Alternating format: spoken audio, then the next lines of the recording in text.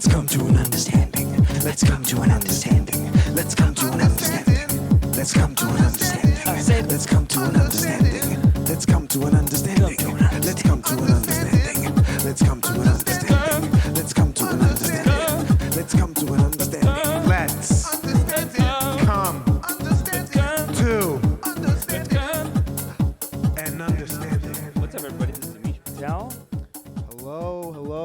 Welcome to Let's Come to an Understanding. I am Drew Picklyk.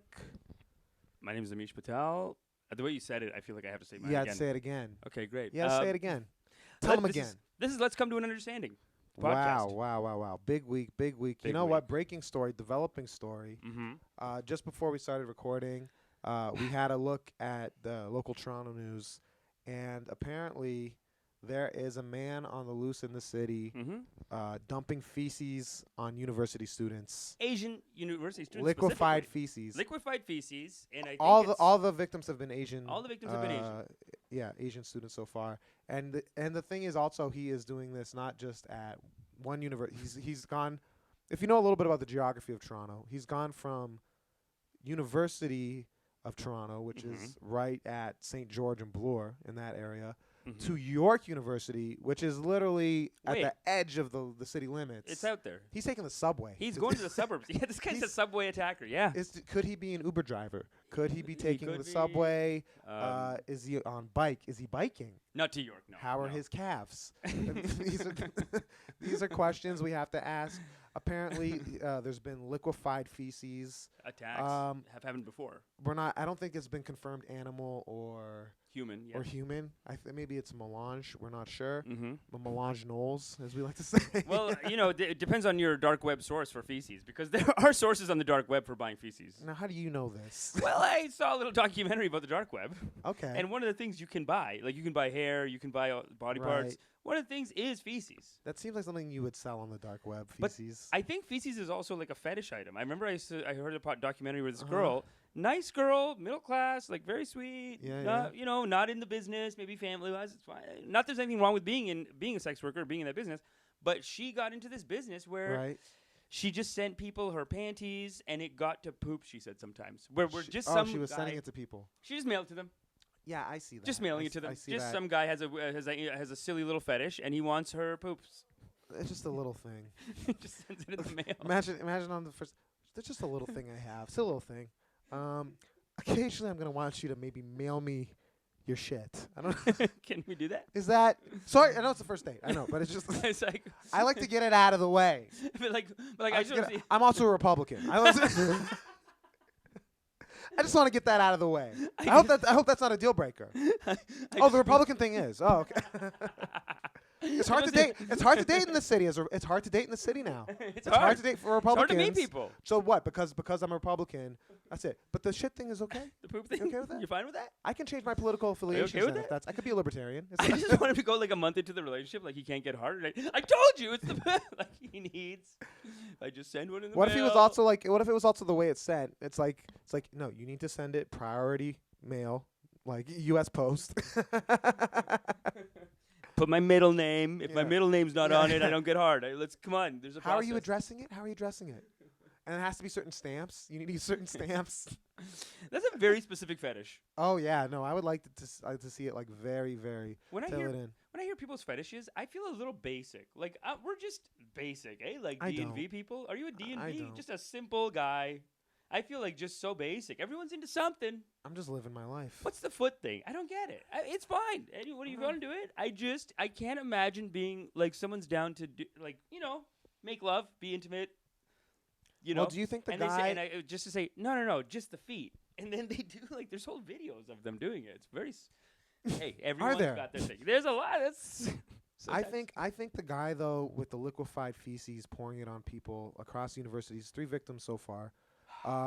One thing that kills me that I read is they're saying he's been identified as a black male, which... breaks my heart. I heard him read that out loud because he does read the articles to me. And as soon as he said it, it was the saddest reaction today. I was very sad. That was very sad. Because the first headline really lifted your spirits. You were like, we were ready to record, and then you said, Toronto man attacks people with feces, and you're like, ooh, Daddy. Well, I We got a story. well, I used to have this bit, right, where I was talking about this guy in New York who was running around the Upper West Side. Oh, you have history with this. Okay. Well, just in my material, in my repertoire. I used to have a bit about this guy who was running around the Upper East Side, or Upper West Side of Manhattan, and he was taking feces and putting it down other people's pants, right? That's a lot. It just goes to show that Toronto is just always copying New York City. Okay, It's a copycat attack. It's a copycat. We can't come up with our own culture here. Come on, guys. Come on. We have to ape New York all the time. Is it the and same it can't poop be its own supplier? place. Huh? Can we have an original? Yeah, no, he's really. It's always humiliation based too. I find. Is it, or do you not always, but like, do you think there's some kind of humiliation thing? Like, what's the origin story? If this guy's the poop joker, what's the origin poop story? joker. If he's some, that's what this is. It's some kind of doing some He's kind the of poop joker, wreaking some havoc. Wreaking havoc Wreaking on the havoc city, on dude. Gotham. Wreaking havoc. He's like attacking women in a way that's like, because it's even though all the girls in the New York one that you showed me, it was like all these women. They're like, that's terrifying. Like, but they're all kind of laughing at it. You know what I mean? Like, they were like smiling and be like, that's really rough. I'm a little worried. I think it's one of those things that is so bizarre and traumatic that you have to kind of laugh. Like, that's why we're laughing, just because of like. It's a little silly. I like that John Tory, the mayor of Toronto, John Tory, had to come out with a statement and say this is inexcusable. Is it, John? Is it? Thank you, John. Thank you for coming out. Is Trudeau going to say something? Yeah. Is Trudeau going to say something? I want the Prime Minister's thoughts on this. Can we make a new article? Trudeau's silence, all caps, on Toronto poop attack. The Toronto poop joker. Can we shut down the joker? I think that's what we got to do. Trudeau has nothing to say. He has nothing to say. Silent on this, obviously. But this is the humiliation is like, I want to see this guy's origin story. I think he had maybe a very humiliating pooped his pants, and I think he just needed to see a comedy bit about someone being like, hey man, I shit my pants a couple times. He's trying to It's not a big normalize deal. it. He's really trying to be like, you be embarrassed. Maybe You're like everyone who laughed at me. You be embarrassed. Maybe he fell. Okay, so here's I have the origin story. Okay. Because another thing they're saying about this guy is that he's showing up to places with like a hard hat on and like a construction worker's vest. Like a construction worker's vest. Ready to work. Look, he's the poop joker, okay? He's Ready here to for work, signing in for his shift. No, and he's coming with a yellow pail of liquefied feces, they're saying, right? But here is my theory on this guy, all right? What I believe... Phone. Yeah, your phone... Can silence the phone. Okay. Here's... Let me see what it is, but keep going. Here's my thoughts on this guy. I think that he's a construction worker. I think he's actually a construction worker, or is a former construction worker, right? But here's what really... Amish, hold on. This is I need you with this one. You got a phone call? I did get a phone call. I might have to take Is it him? Is it him? Hold on, just hold that thought. What are we doing taking personal calls during the recording It's now? not personal, man. It's like this land shit. It's like the What? sheriff. It's the sheriff, yeah. You're calling the sheriff? Yeah. We're recording this. Yeah, I know. Yeah, we're gonna have to cut it. This is inappropriate. Should this we do is stop and go? No. Just stop. Just hang up. Call back later. What are you doing? It's an emergency. It's an actual, maybe an emergency. Okay. Do you want to just step outside? Well, this is all going in the episode. I'm sorry. It's fine. Just keep going. Okay. Here's my theory. I think that this guy was an actual construction worker or is a construction worker, Okay. right? And do you know how they have the porta potties Okay. at the construction sites? I think that there must have been an incident where he was in a porta potty and it got tipped. Yeah. Or something happened and he got covered in waste. Yeah. He got covered in liquefied feces and all this stuff. Everyone. And then that liquefied feces came across his body and it transformed him. Oh, you're going more radioactive. Yes, it's like a Spider-Man, like being bit by the spider. He was covered by radioactive feces in one of these porta potties. Okay, yeah. And he became the Felonious Fecal Fiend. The Felonious Fecal Fiend. The story of the Felonious Fecal Fiend. I do think there needs to be some humiliation. Like, I think if he comes out of there, it's setting in, it's having an effect. He comes out, he's like, please help. And then there's just a bunch of people being like, ha ha ha, you're covered in poo. Like, they're laughing at him. Right. And then now he gets to have his revenge. And now he wants to get revenge. He has his revenge. And he gets to have it. And you know the one guy in the New York interview? There's one guy. This is like, they got to start cutting this out of these Vox Pop. It's called Vox Pop, right? Where you get the interviews, the street interviews. Yeah. They got to cut it out where the guy just goes, this city's really going downhill. Like, there's that one guy. That one guy in New York. Like, I mean, the city's really going downhill. It's unsettling. You sound like you did it. Well, okay. It's a good cover. What? It wasn't him. There's a To video be the of him. one guy who was like, I disagree.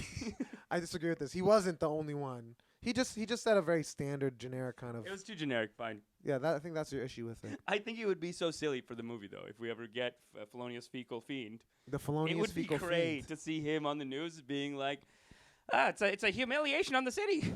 I don't know. In search of the Felonious Fecal Fiend. In search of the Felonious, finding In fecal hot fiend. pursuit. Oh man, Great. it is upsetting though. It It is, is yeah. definitely upsetting. It is. You know. But look, Oh my God. we deal with the issues here on. We try to come to an understanding, you know, here, and that's the problems that we're facing here. Yeah. And you know, in other parts of the world, there's other stuff going on. So you know. Well, let's talk about some other horrible things that have happened in the past couple weeks. There was months back. There was a Hard Rock hotel being built in New Orleans, Louisiana. Okay. That crashed and fell to the ground. Okay. Right. Killing 3 people. Mm-hmm. One man was injured, fell 9 stories, but was like on a suspension cable, so he didn't die, but he was severely injured by it. He had complained beforehand that they were not building the hotel properly, This guy's a prince. and they ignored his complaints. Yeah. Right? Then what had inevitably happened did happen. And now this dude who almost died, who tried to stop the whole place from falling down, he was undocumented. Now he's getting deported Yeah. back to Honduras after living And he survived by swinging like Yeah. what? That's on a rope. this guy. America, like this is how you know it's falling. Like you guys are really kicking out some potential top players here. This guy sounds like a gem. He was Yeah. he was like the one guy who figures something. He's like the one confident guy in the whole city. But in isn't the whole that situation. terrifying though that it's like, okay, don't even like for the workers it's clearly horrible because they're dying and like they're afraid. Yeah. But even if like you're on a job site and something like maybe this is like the Felonious Fecal Fiend had a story like this too. No one took him seriously, right? Like, but if you're trying to tell, management or the people building in charge of like the contract or building the project, this thing is not structurally sound, right? And if you do that because you're an undocumented worker, now you fear reprisal or retaliation for saying something about that. So anyone who's going to these places now going forward, Yeah. they're just gonna be like cutting corners. Think of all the unsafe buildings just We because just- people are afraid to speak out. Did you watch Because Chernobyl? of Anyone watch Chernobyl? I didn't see Chernobyl, but This is what Chernobyl was happened? about. Yeah. It's basically it's basically Chernobyl is like almost like a government censorship thing where it's like Uh-huh. someone at the nuclear power plant found out and his superiors were like he's telling his superiors like there's like a nuclear meltdown and his superiors like Right. no there isn't because then we'd all get fired and that would mean we're in there isn't Right. That's an inconvenient. and fact. they just and like inconvenient truth. it's a banger show. It's on HBO. Watch Mhm. it. Like it's a cautionary tale about this kind of authoritarian like this thing of like don't question your boss. Yeah. You know what I mean? Like that's kind of what it was about. Like the guy couldn't question his boss was like, no, it's not. Go fix it. The guy, that's the show. He was like, "Well, if you, all right, you want to take that on? Clearly you fucked up. So just go and fix it. You want- There's no meltdown. Like you're gonna bring that to me. you're gonna you're gonna- really. My hands are tied. What can I do? You want to take that on? You take that on. He's like, oh, so you're calling me stupid? You're calling me an incompetent idiot? Because if that's happening, I'm an idiot. So you're calling me an idiot. No, I'm not an idiot. Oh, so you're just gonna fix it? Like that's what Right. the first episode. It's This is brutal, man. But the guy getting deported. So, and the crazy thing is, like, it's being investigated by OSHA, right? Occupational Safety and Health. Mhm. And then the guy's being deported by ICE. So it's like he's a key witness in this like horrible Yeah. like construction tragedy, and one government agency is taking him out of the country while another one needs him to testify against this company, right? Yeah. Like it's almost a like nightmare. that's why they're doing it, maybe. Yeah, One maybe. government agency told the other, they're like, listen, we're gonna the information that we got on if this guy testifies, you guys are screwed. But it's crazy. Like Get 'em out. we were Yeah. reading also about like just like farm workers and stuff like that. It's like if you're a farm worker, some places you're getting paid $4.50 an hour. Yeah. You know, there's all these cartels, like not like drug cartels, but like monopolies, business The cartels. American corporation. Yeah, they're fixing wages. You know, you have no recourse for retaliation. there's also the H-2A visa, I believe, where they bring in people like guest farm workers. So if you've been living in the country undocumented for a long time working on the farms, then they're gonna undercut you with these other people that they bring in now. If you try to act up or say anything. What's this $4.50 an hour too? Like they found a loophole to bring their wage down to $4.50 an hour. Yeah, and they're getting working paid 12 hours a $4.50 day. an hour, I think, in Colorado. Like it was. way under federal minimum wage. Yeah. No, this is everything I hear from there just scares me. You know, America is it's business fascism. That's what I've coined the term here, right here. I think I coined it. Well, Business fascism. fascism favors business, I believe. Like, You're gonna say fascism is already pro business? Fascism's been pro-business, yeah. Oh, right. It's not like one guy in charge of everything? Think about any job you go to. You have the boss. Oh, okay, no. What the boss says goes. Work is not a democracy. It's not. Work is inherently fascistic unless you have some sort of like a labor standard or like strong, like robust HR practices or something like that, you know? Because right now what I'm hearing a lot on the ground from some people that might support, like, we know some people who are very like right wing in their thinking. They think like, "Oh, do you want communism?" Like the propaganda here, the support that a lot of this kind of stuff gets on the ground is there's a lot of guys that we know, and like just a lot of guys I've met. A lot of Gujaratis, Patels, I feel like are very into the business. So it gets a lot of support. Back to the Patels. Back to the Patels. But it gets this support as like, hey, that's free market. Don't mess with the free market because then we'll end up There is fascist. no free market. Then we'll end up like communist authoritarianism, like on an extreme level. But it's basically like, look, business is business, and you got to let businesses do whatever they want. Like basically do whatever they want. And people don't understand that. Like if they fully win, you're gonna be a slave too, though. I don't think they get it. I don't think they get that though. Of course. Well, I think this is why, like, if you look at the importance of a labor union or all that, imagine a labor union is pretty much just saying, listen, if you go to work every day, there is no democracy within that work as it stands. You're at the whims of your employer by and large, especially in America. In a lot of places, they have no justifiable termination law or anything like that. Wow. So if you come in and you dyed your beard black, you were graying and now you went black. That's not true, by the way. No, but just say this is a pretend situation. No, just a pretend situation. I would never dye it. Right, but just say that came in and I was like, oh wow, that's very vain. You know, that's not. It doesn't speak well to your character. You're fired. You know right? what? Yeah. The blonde highlights? You know what? Yeah, exactly. Oh, frosted tips. Frosted tips. Ooh. Sorry, I think someone made a mistake. Not at this Outback Steakhouse. Sorry. Sorry. You're done. You're gone. You're done. I remember my cousin. He was working at the bank. He's working the bank in a call center. But he's a pretty funny guy. And for a while, he just had a silly haircut where like he could tie it up in the back. Like he's ironically faux being like douchey with his hair. Right. Basically. He had like a bit of a man bun. So he had a man bun. Yeah. But he shaved all the side. But he's like, this is business. And then sometimes he'll take off the rubber and be like, this is party, baby. And he looks like, it's like, you know, Snoop Dogg when he does his hair like curled and shit. Wait, he was bald? He had like a skullet? No, he didn't. He wasn't bald at all. But I'm talking about like you know how Snoop Dogg. Have you ever seen Snoop Dogg in a wig? And you're like, this is a lot. It looks like that. He like lets his hair out and he's just like, he's flowing. I gotta flow, he's right? flowing. He's flowing, right? So his boss, right, one time was like, Mitesh, what's going on? I'm on the phone. It's on the phone, bro. He was yelling at his boss? He told. I'm gonna send this to him. He does listen. Okay. Yeah, he said he actually really likes you. Oh, hey, what's his name? His name's Mitesh. Mitesh. What's up, Mitesh? What's up, baby? All love. He's like, yo, your boy Drew, fucking hilarious, dude. I was telling him, yeah. Well, Mitesh, I fuck with you, and I thank you for fucking with the vision. You're gonna love it, baby. You're gonna love the crew that's gonna start coming out when we do our live shows. He's gonna be part of it. Yeah, it'll be great. But he's got a great hot boy crew out there. Where is he? A lot of hot boys out in Vaughan. He's out in Vaughan. I'm in Vaugh, Ontario. And he's got a Vaughan hot boy. Close to York University. Very close to York. Uh-oh. Careful, Mitesh. Mitesh, I'm not trying to say. Is Mitesh black? No, he's brown. Oh yeah, okay. He's a Patel. He's a Patel, brother. Okay. That does hurt me though. This is something.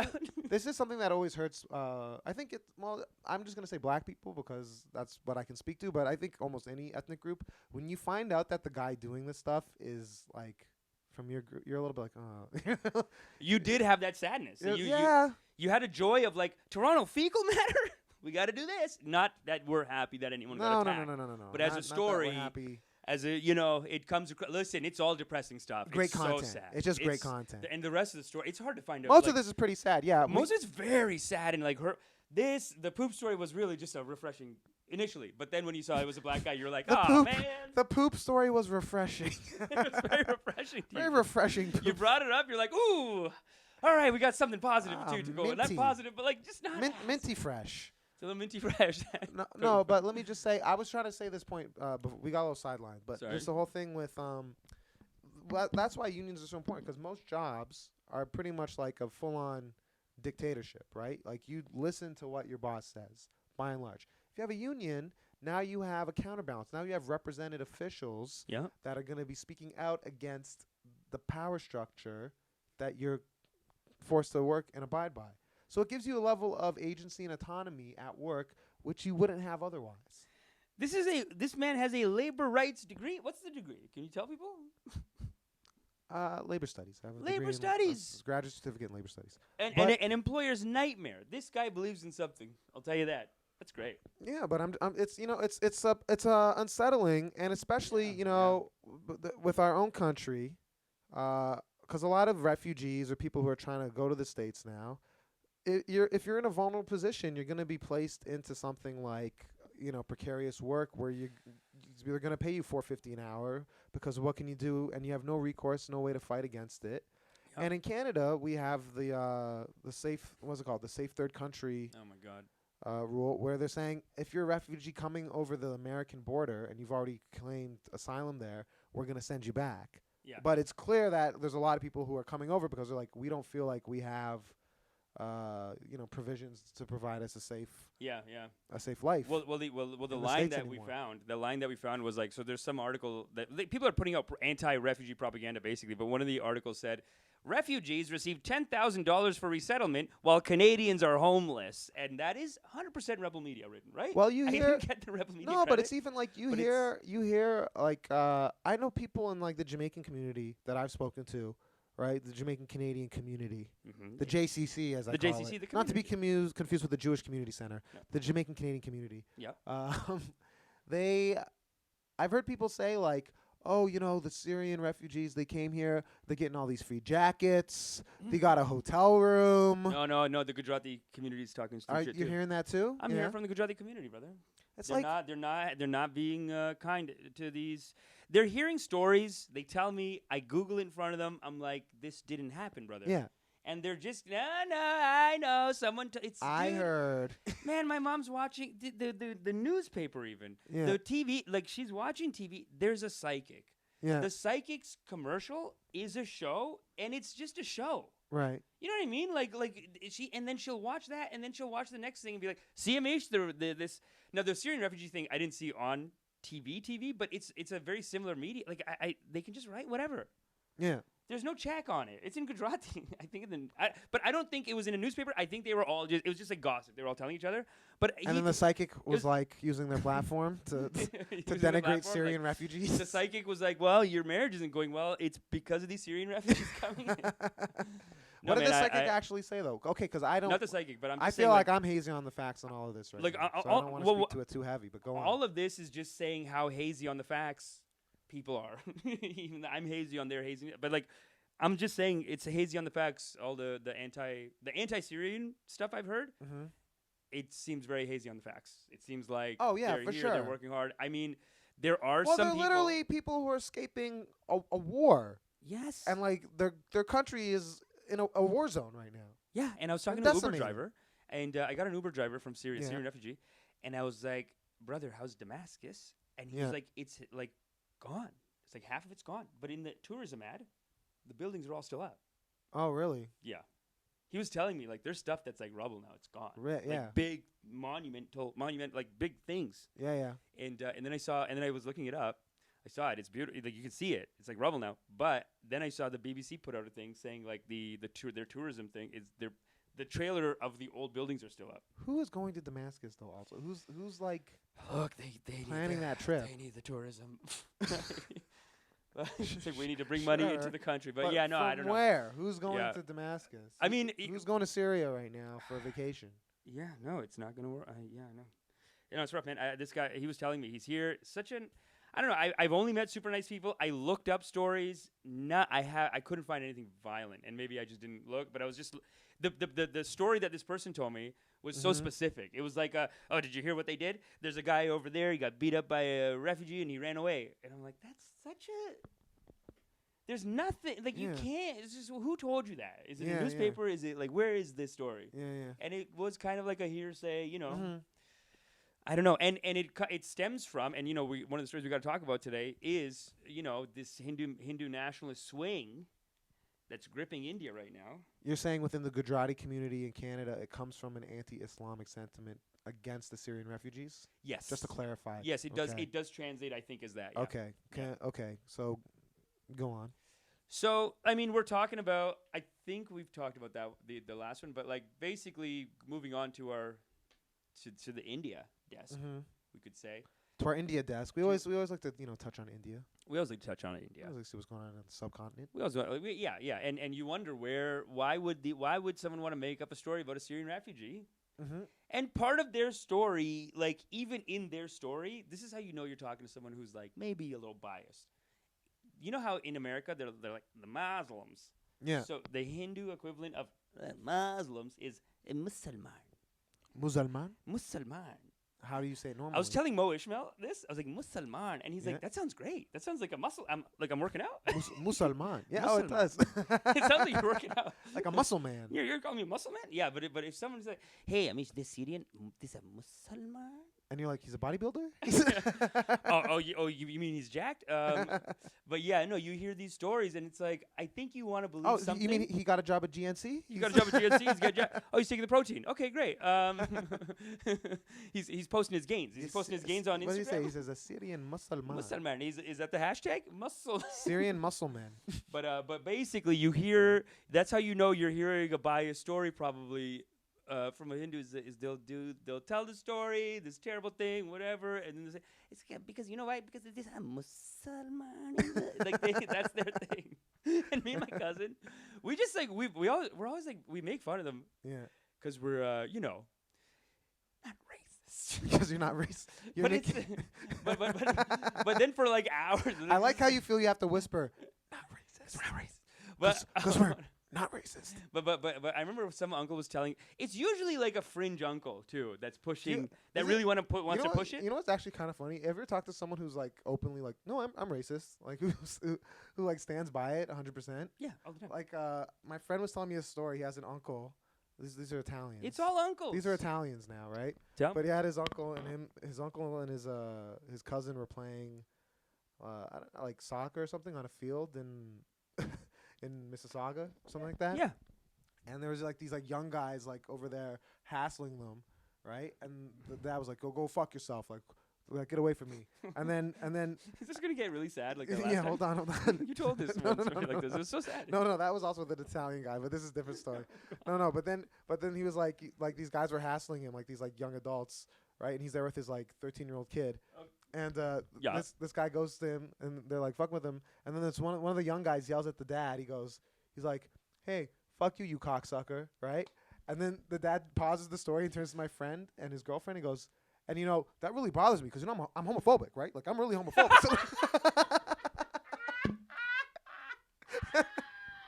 But he was trying to say it like that. Very offensive to me. Very offensive to me. Yeah. So I got triggered. I mean, I want to see him How go is to this court. whole take on it, though? Well, Your Honor, I was triggered because they called me a cocksucker, and I am homophobic. I'd like that on the record. He was trying to say that in defense of himself. So he's like, so I told my son Leonardo, I'm like, Leonardo, get out of here. And then they're like, what the fuck did you call me? What the fuck did you call me? And he like got up in their face. And then they're like, so wait, your defense of this is because you openly identify as a homophobe. No, this is why I wrote on the wall. I put this. It's when minorities are being racist, it gets very difficult to talk about, doesn't it? Not for me. Not for me. And I love that you think Italians are a minority. No, they're not, I guess, right? But yeah, no, the dads will say stuff like that. Oh yeah, The no, uncles, the no, uncles. no. It's wild. It's wild. But they talk about the Muslim The Muslim. the Muslim. Dude, so I remember me and my cousin were like, when we started making fun of this uncle, because he is a little wild. Like it's basically conspiracy theories. Mm-hmm. That's what he had. It's like this is what they are. These stories, they're like Yeah. conspiracy theories passed on, and then if you don't believe it, it's like, what are you, stupid? Who is the Indian Alex Jones? Is there an Indian Infowars? Oh my God! So, okay, so the Indian Infowars. Yeah. I'm gonna say I was helping someone with their email, Right. and they were getting them, and I could send one to you if you want to see it. Please send them to And me. it's basically the Indian. I bet they're Infowars, wild. The Hindu. Yeah. You know, they're oddly very similar to the American ones, and this is what we gotta talk about here. The Hindus right now. Yeah. There's a Judeo-Christian alliance in America. They call it the Judeo-Christian alliance, and it's basically like a Who's military. Who's they? Who's they? They is like do you know the Ben Shapiro type, like a war hawk Yeah, type. Ben Shapiro. Ben Shapiro plus maybe a Jordan Peterson would get into it, but maybe it's more of a Jordan Peterson. Ben Shapiro, and then like the war hawks, like right-wing people pushing for war. Yeah. A big reason that they have Neocons. the neocons you Yeah. call them. A big reason they have for pushing this never-ending war in the Middle East is they call it the Judeo-Christian alliance. And it's part of the reason why they're in Israel and they want to have Jewish people occupying it so that Jesus can come back and then kill all a the lot Jewish of the people. evangelicals First thing he's gonna want do- that. Yeah. This is the alliance. It's an alliance Yeah. up to that point, and then they're like, at that point, Jesus is going to kill all of you guys. But but there's people apparently a lot of the funding for that mostly comes from Christians. No, yeah. Vice had that And big Vice thing had that about big that thing a about it, couple right? years ago. Yeah. So that's the Judeo-Christian alliance. It's like this union, this partnership where they have a military, joint thing, and then the religiously they decided, look, man, You're saying the Hindu nationals want a peace. the Hindu nationals want in on the They group. want a taste of They that. want in on the group. And Judeo-Christian Hindu. they alliance. wanted a Judeo-Christian Hindu stand alliance. And here's what I'm going to say. You got to play with the Muslims too, guys. You can't just do these. You can't keep them out. What about Everyone, the Buddhists? The Buddhists too, man. I mean, this. Well, the Buddhists are against the Muslims in a lot of countries too now as well. Yeah, and then they are, yeah. And 100 years ago, 50, 30 years ago, if you said that the Jews and the Christians would be in an alliance, people would say you're crazy. Okay? Right. They used to hate each other. Now look at them, Right. best friends. Friends every day. Well, I don't know. Be about- friends with them. You got to be I don't friends. know. I don't know if that's true across the board there.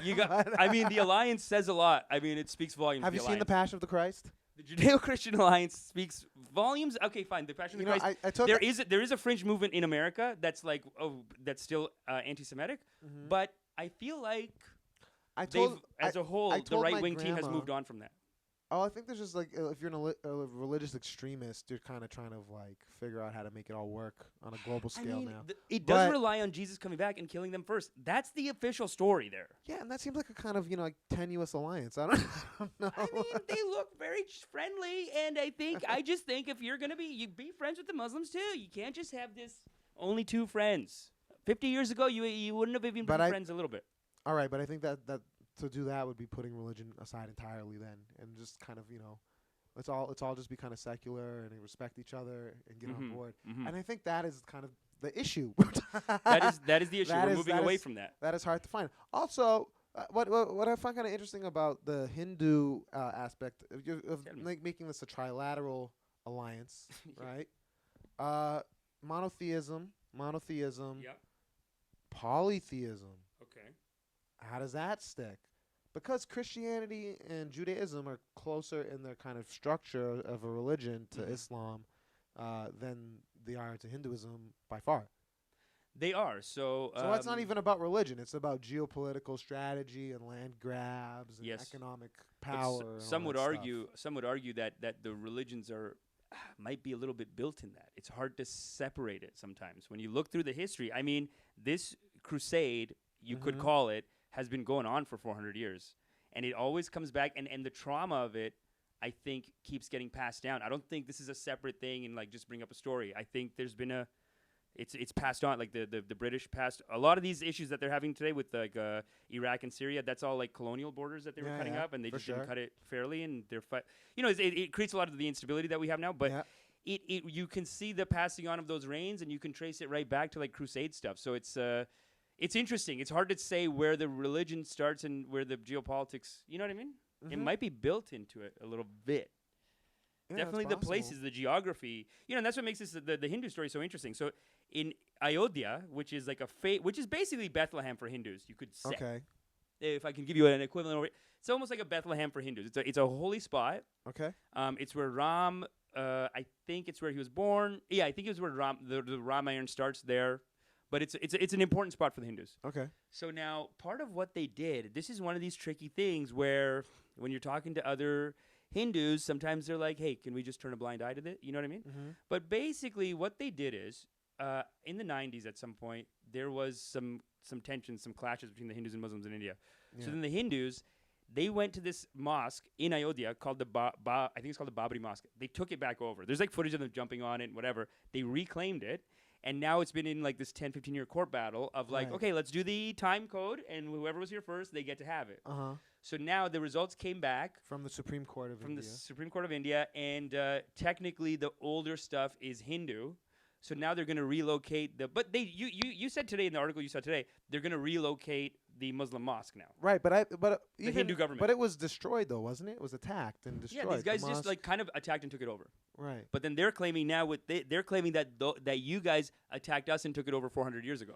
And the concern is that this is a sign that the Supreme Court siding with the kind of illegal destruction and seizure of this mosque and turning it into a Hindu temple is an indicator that secularism is on the decline in India.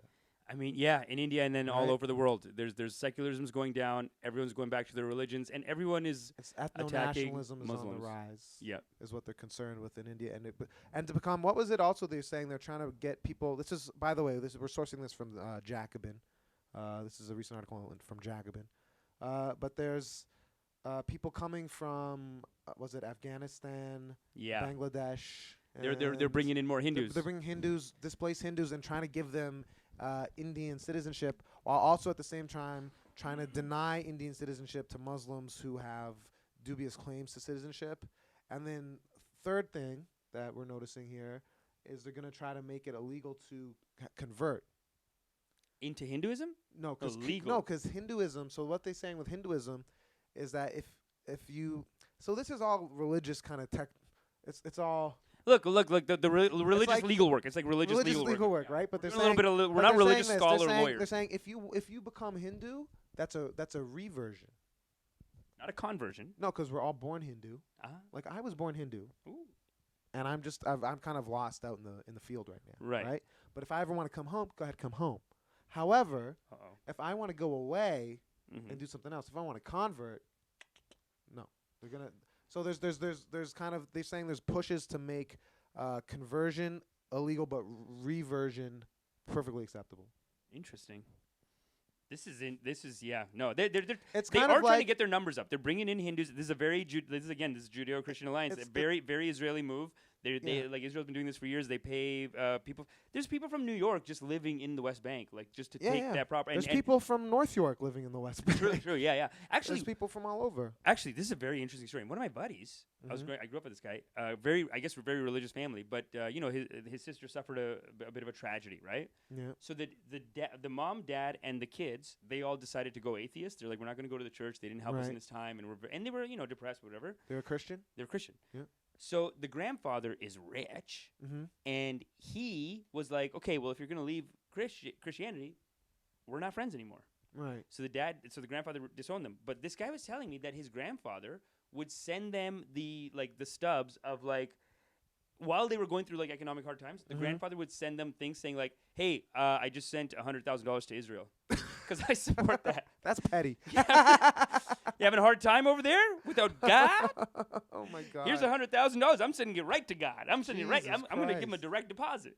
Since you guys don't believe in it. Because that's the Christian thing to do, isn't it? That's really turning the other cheek. There's another. I guess this is years ago. There's a documentary stuff of this like American con artist, and his con was that he would get old people like seniors, Yeah. and he would be like, let's invest all your money. Let's make. He was almost selling it like, let's bring the end of the world. If there's all Jews there, it'll end. Right, yeah. Jesus will come back, and then you get to see it. Well, there's a lot of people who are living for the rapture. They're living for, and I think you get old, and I think I heard maybe Kurt Metzger say this once, where he's like, old people, like end of the world it gets exciting for them because they're like, I'm Right. gonna die anyway. Yeah. You guys are all gonna lose out your life. Yeah. My life's done. So on some yeah. level, they're like, end it. This will be amazing. What a bang! I'm not going to the YG concert. I'm not going to YG concert. Kind of not interested. I want to see this whole thing burn now. I'm not a big fan of Tyler the Creator. You think it's gonna hurt? I'm in pain more, every day. I'm more into the Rapture. That's The Rapture's coming. Hey, you want to go to a concert? Is it as good as the Rapture? rap music, more like the Rapture. Yeah, Rapture. Yeah, no, they're. So I think he got caught up in that though. My buddy's grandfather. Oh, that's too bad. He Well, got caught up my in one of grandma those was when he trying gave to all his money to them. my grandma was trying to sell me. Like we were at the hospital. She's been having blood pressure issues, so we were at the hospital last week, and she looks at me and she's like, "Are you Christian? Have you accepted Jesus into your heart?" And I was like, "For you, sure." I'm like, You said it like that. yeah, I'm like, Grandma. No, you got to pretend for the olds. I was. Is that even pretending? If I say that? For you. You did that, but does Yeah. she buy? Was she strict enough to be like, no, that's not good enough? Well, or then was she kind of went, and then she's like, have you seen the movie? Have you seen the movie? And I assume she's talking about Passion of the Christ. She's talking about Passion of the Christ. Yeah, she's like, have you seen the The movie? Mel Gibson one. Yeah, the Mel Gibson. Have you seen it? Yeah, who does not? Oddly enough, there's not really a great Jewish Christian alliance over there. There is not, and all the Jewish characters, the casting Yeah. on the Jewish people was like all the Jewish characters on the movie were like, "We'll come get you." Like, dude, they're so vish. I'm like, this is bad. He makes them look like orcs from Lord of the Rings. Yeah, and I remember thinking like, everyone's saying Yeah. this Mel Gibson's such a great filmmaker despite the racism, and I don't know, that And was a little the hack, a the little on the nose. anti-Semitism. Yeah, The anti-Semitism was a little on the nose on the anti-Semitism. I just thought. for sure. Can you cast them just normal white people? Come on. So anyway, my grandma's like, if you see how Jesus is treated in that film and you don't, become a Christian, there's no hope for you. She's like, that's pure satanic. Yeah. She's like, you're probably satanic. And I'm like, I have to watch it. I guess I'll have Wait, to your watch grandma it. said you might be satanic. No, but she did say her neighbor who wants to be buried in his Maserati, she said that is satanic. Okay. So she's like you, an anti-capitalist maybe. Like a non-material, like, oh, look, this materialistic pig. You just want to... A little bit, but she's also trying to get, she's trying to blow some money on a new dinette. She wants to get a new dinette set.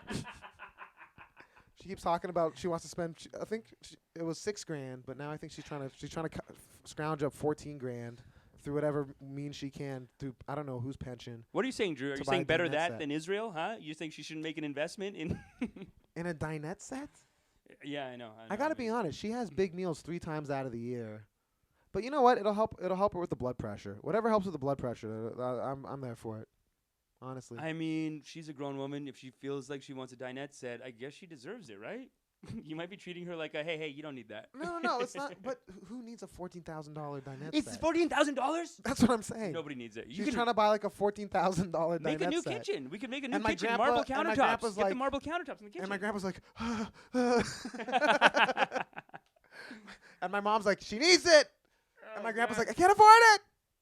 you could make a brand new kitchen with $14,000. I know they're taking like their retirement savings. Silver, like we're talking about stainless steel appliances, marble No. countertops. We can go maybe not marble for $14,000, but you can go granite, and She's nobody trying to get knows. A $14,000 dinette set. I wish her the best. And the flooring these days, man, you can get these vinyls that look like marble. It's just get that. I gotta bring you over, but I don't know how. We got to sell her on this. You know, she's also she lives in Mississauga, and she's always like making comments about like how Mississauga's changing.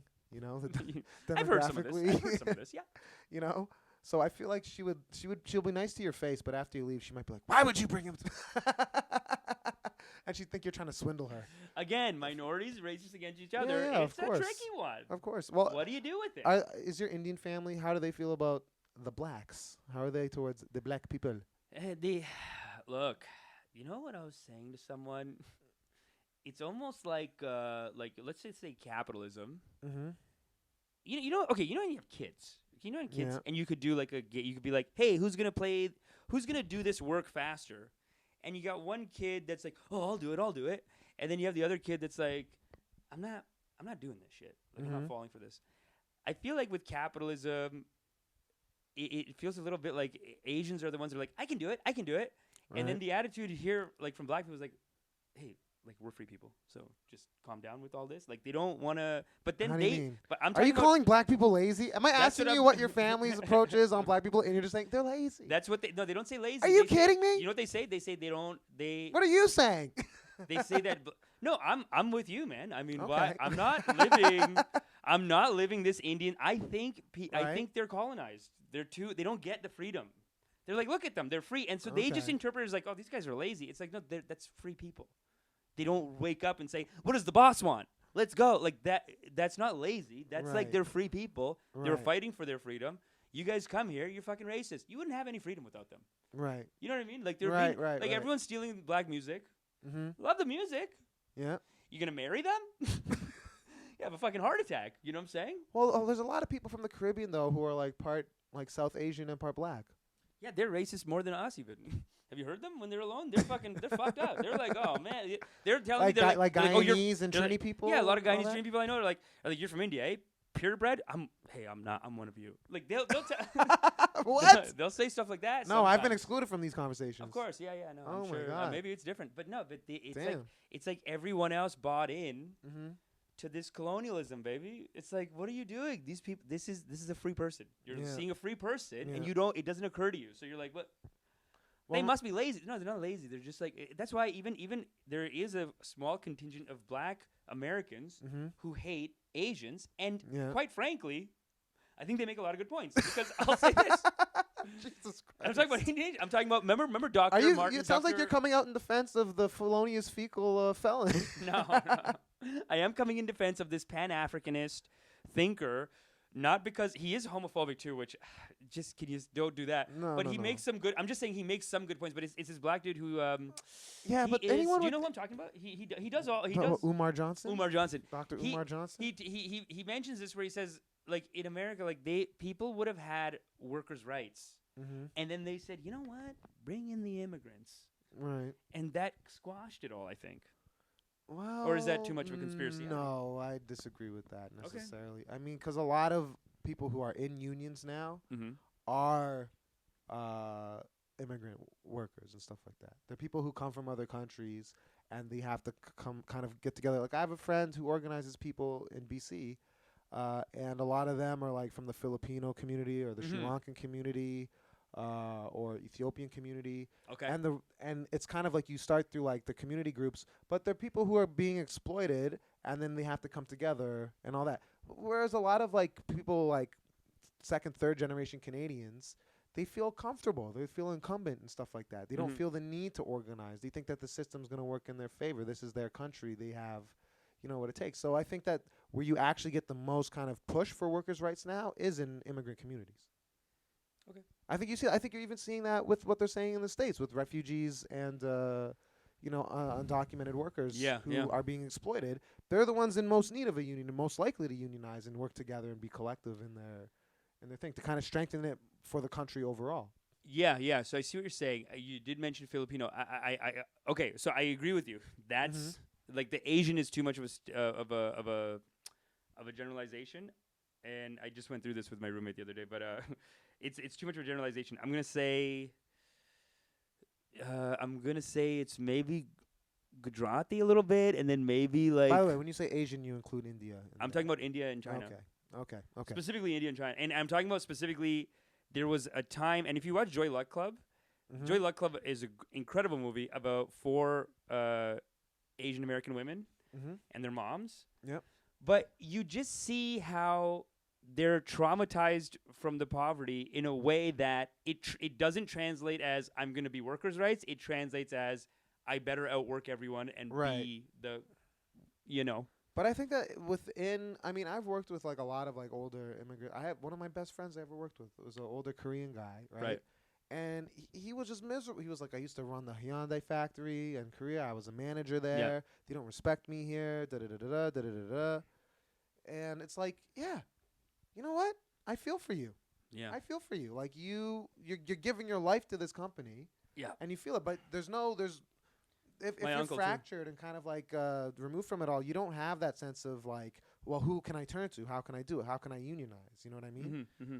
Like it, yeah. There's ways of using alienation Yep. to kind of keep people down, and I think that's what a big part of it is Yep. if you feel alienated. When people I think are more within their community, and then they have a sense of like general solidarity across like racial or cultural lines. That's when you see things really start to work. But you need like young white people, right, who are getting like all these like unpaid internships and all that to stand up for their workers' rights, as much as you have like a 50-year-old cleaning lady from Yeah. the Philippines standing Yeah. up for it. You need that cross-cultural, cross-generational Yeah. solidarity in order to change the way that the status quo is. And I think this kind of goes back to the thing we were saying about like the like we're talking about in the last story the workers' rights stuff in America, where I'm meeting a lot of guys, and this is like white guys, and also but like there's maybe a push for more like an American. It seems like we're in a right wing swing a little bit, and I'm hearing the propaganda even locally that's like, a union will lead to communism. Like I'm hearing people our age say things like that, and they're born here, and they're here. They're like, but this is a thing, Drew, that I think do they own a business? If you don't own a business, okay. Well, one guy I think he like this is but this is the you issue. have employees. We Why are knew- you afraid of a union? I remember years ago we knew this guy. He's like a rich kid, right? So his dad would gave him the business, and he just started tanking it because he's useless, right? So he starts tanking the business. So the dad has to come back in after 6 months. Lift the business back up. Dad leaves, tanking the business. Like this guy's fighting with customers, fighting with just like fuck you, I run this, whatever, right? Okay. And one time he's we went. just an asshole. he's an asshole, but he's a very specific type. He is this kind of right. Centralized. I call it like a right wing maniac. So we went to see him. No, we went to see this business fascist, and you know what he said to us? We were talking about because here's the thing with these families, like nobody just admits that their son's an idiot. Right. You all have to pretend that like, well, he's running the business now, so he's whatever. So we go to see him, and we're talking about how's business, whatever. Not talking about politics, not getting into it, not really even implying anything with him. And like within seconds, he's like, business is down because the workers are so lazy. Nobody wants to work anymore, and it's really a destruction of our culture because these communistic influences, they're teaching them to they be lazy and make a union and do this. Dude, this is the owner's son. It was like bizarro. He of really course believed he says it. that, though. Yeah. He really believed it, and but it's not just the rich kids. There are This is a guy who would be stealing passports if he could. 100%. But there are poor people who think that too. They just have bought into this dream that like I'm going to be a millionaire one day, so I don't want workers' rights. Right, because I'll be on top. I'm going to be on top. So there's a lot of people that just identify with that top thing. Well, you know what's crazy? So Virginia, we talked about this a couple weeks ago. The state house flipped in Virginia, right? And in Virginia now, it's all controlled by the Democrats on the state level, and the governor's a Democrat. And one of the things they have in Virginia right now is right to work. Do you know what right to work is? Tell me about it. It's one of these euphemisms that's kind of like, it makes it sound like it's giving you things, but really what it means is you should be always like an independent actor on the job. So when a union comes in, if you vote to unionize, which they already make it very hard to unionize in like a lot of these southern states, as it is, and in most states it's hard. You have to go through a lengthy process. But if you want to unionize, if you want to be union, right, then there has to be extra steps to them to go to everybody who's now in the union to make sure that they're paying dues to keep the union afloat and maintain it. If you don't have a certain amount of resources, the union will fall apart, and then it's effectively it's toothless, right? It's a toothless organization. Yeah. So the governor of Virginia, who is a Democrat, is even saying, "I am not going to move to repeal right to work in a play to keep the business class of Virginia happy still." Yeah. Even though this would benefit the majority of workers in Virginia, especially if you want to come together and have, again, a level of representation at your workplace. Late capitalism, it's rich kids are running the planet now. And, yeah, that's now. It's been, what do you mean, been? No, that's late capitalism, though, too, no? Like, I think it's even more now. Like, the Prime Minister of Canada's dad was a Prime Minister. President. These Republicans, who are the ones who sell this meritocracy, you can't even win a nomination if your dad's not a billionaire on the Republican side. There's no the meritocracy Democrats, anywhere. Single, Obama, Clinton, single moms. I'm saying this. Started from the bottom. I'm saying this. With anything, like even comedy. Yeah. I was trying to make this point the other day. Like comedy, I really don't think it's meritocracy to a point. If you're really good and undeniable, you're going to be doing a lot. But the way it operates is like people get better, and then they kind of form their little group, and then there's a bunch of like warring cartels in like a local comedy scene that put on their shows, put each other on, get everything going. And it's harder and harder for open micers to break through unless they start their own cartel and get something else going on. I mean, in one level, it's making people a little business savvy. This is like the whole game now. What is this? Like this podcast, the video, like that's where it's all going. Like the live, like doing basically, you just got to build. You got to get your own congregation. We're all trying to build a following. We're here. trying to build that congregation. build out our flock.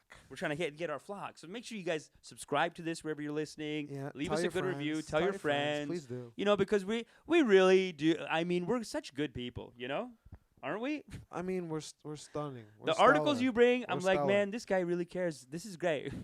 this. Well, Sorry, go ahead. No, I try to read. That's Yeah, you and I try like to that read. you try to listen. I do listen while you read, and it's it's no, but this is very important because I do think there's more people than we think on that right wing side, very convinced that they're basically setting us up for a business fascism. There's a lot of people who have that Right. delusion. I'm going to be a millionaire one day. Don't charge them taxes. Don't do anything Right. because I'm going to be on top one day. But they don't realize that if you keep going there and it becomes this business fascism, or whether it's like with Modi or in America, it's like whether Modi creates an ethno state for Hindus, the Hindus right now, they're just everyone's just very proud of him. And hey, look, we're Gujarati. But everyone's he's Gujarati. Everyone's very proud of him, and everyone's very everyone's got their excuses for why it's okay. Like Right. the Ayodhya temple, they're like, look, they checked the science, and the older one's Hindu. So what? Okay, it's 400 years ago. Do you need Well, this this right was, now? I was listening to Tim Dillon, who I think is one of the. If you're looking for other podcasts to check out, you like ours, check out the Tim Dillon show because I think he's legendary. He's one of the most insightful comics, just kind of speakers right now. Yeah. But he was saying, and he's not the first to say this. I think he's echoing a point that now I'm echoing, of, is our world just going to increasingly move to a point of either like ideological extremism or just mindless consumerism? Or those are only two options at this point, Either if it's like, and I mean that in the way of even if you're like a super left, like woke person or whatever, but you're so stringent in your ideology that you have no concept of, other people's perspective, nuance, compromise, anything like that. Yeah. As much as if you're a Hindu nationalist and you think that there should be no Muslims in India anymore, Mm-hmm. or is it just going to be people who want to be billionaires or millionaires and are like, I just want to be able to flex and buy nice stuff and just, be completely like, Yeah, and well, it almost seems conspicuous consumption, like just pure conspicuous consumption yeah. towards no end. So there's no it's either you're completely material or you're completely ideological. Yeah, you're ideological in a way that's not real and going to make an impact, or you're just material in a way that's just admittedly not making an impact. And you're talking about like just that left-wing out-of-touch movement. I mean, the right-wing people are killing it. They really are. And they're like, it's been 10, 15 years of it. Like, they're winning all over the world. We're talking like... But the thing is, I think most people are pretty center-left. I think most people are pretty center-left. I think we are. I think that, but what you're Generally talking speaking, about is a the lot average of person.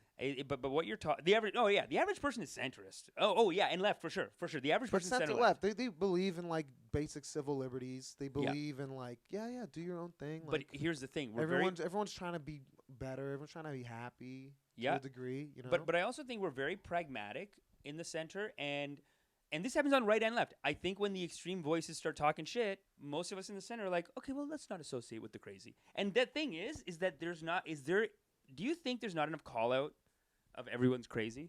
Because the left has people that are out of touch, saying weird stuff, wasting time, like pulling focus from things that matter. And the right has people that want to kill people. The thing so is, it's worse. There is call out, but it's call out of ideology, and there's call out of like cultural trends and behavior on the left, kind of.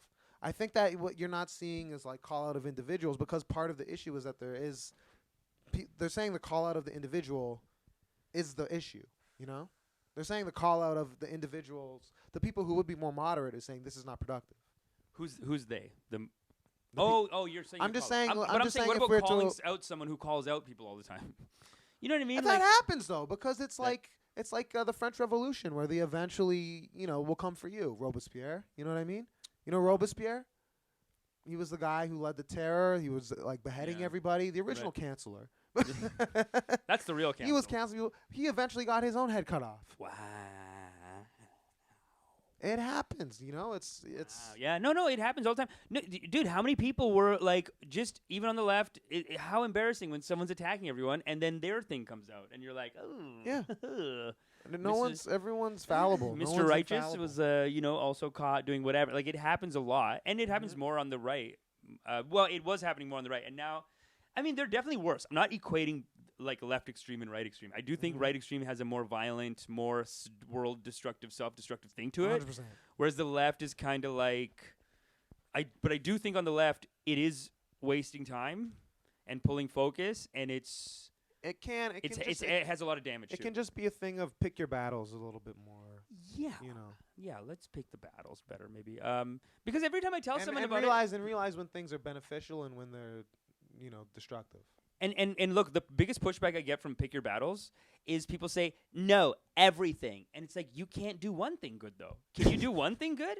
Let's focus on one thing as a team. I'm not even against the idea of everything, but then, like, pick your battle and, okay, if you have an issue with this, how do you address it in a way that's actually going to have change and people are going to be receptive and get on board with you, as opposed to are you going to do it in a way that is just kind of alienating and it's not going to make any new friends for you? You're just going to be creating enemies. I think that's what I mean by pick your battles. Because there's definitely things that I've seen where it's like, even the straight white man thing. Yeah, of course, there's straight white guys have done a lot of bad stuff across the board, where no one's going to deny it. But if you keep hammering in straight white guy, straight white guy, straight white guy, someone who was a straight white guy who might have been your ally is now like, okay, I feel completely ostracized and I'm going somewhere else now. Yeah. You know what I mean? You don't want to do that.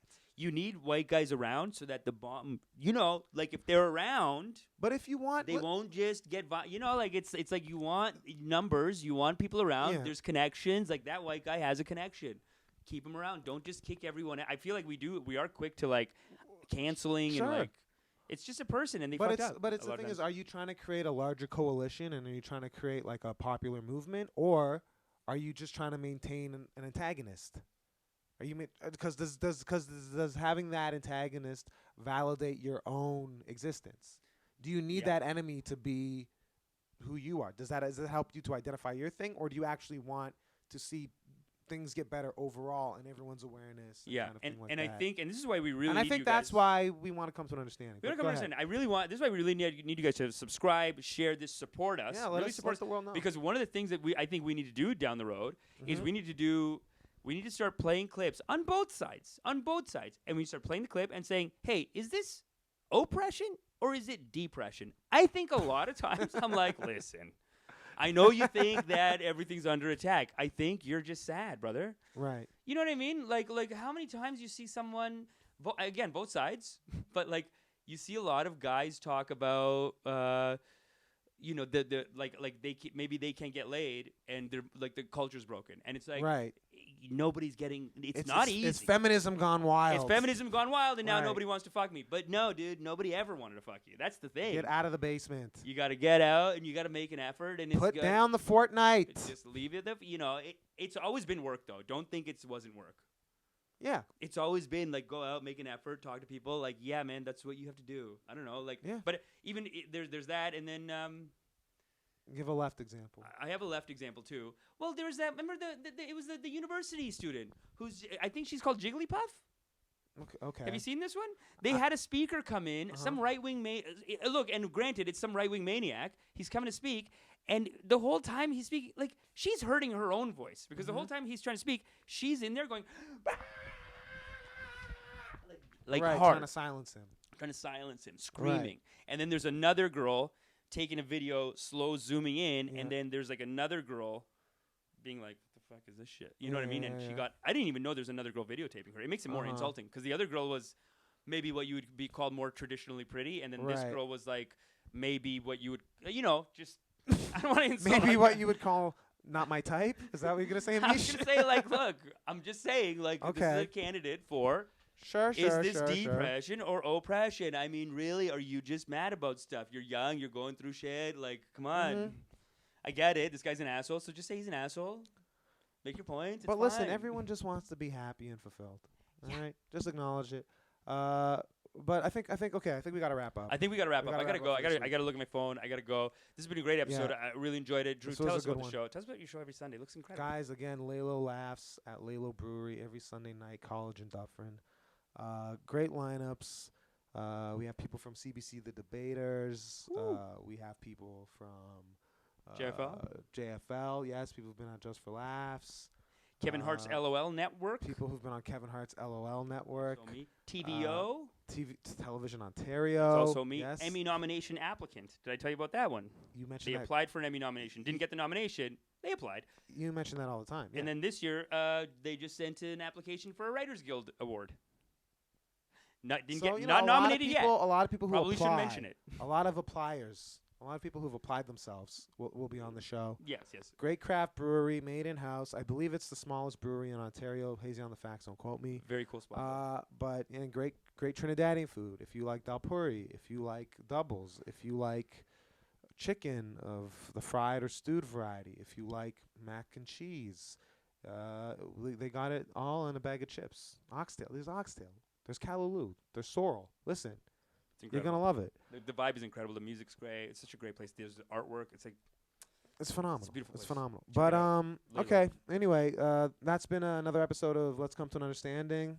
Thank you so much for listening. Thank you. Remember to please rate, review, and subscribe. Tell your friends. Let's come Have to a an great one, and we'll talk later. Let's come to Bye. an understanding. Let's come to an understanding. Let's come to an understanding. Let's come to an understanding. I said, let's come to an understanding. Let's come to an understanding. Let's come to an understanding. Let's come to an understanding.